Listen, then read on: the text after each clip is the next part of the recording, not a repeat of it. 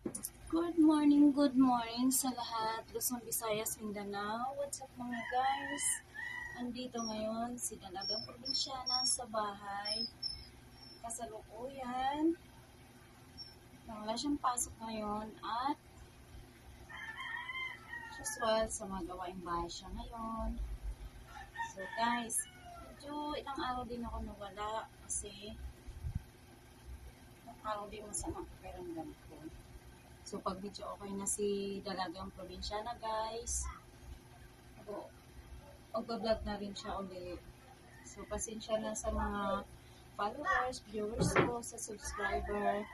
Hindi ako every other day nakapag-vlog kasi may konting problema lang si Dalagang Probinsyana, guys.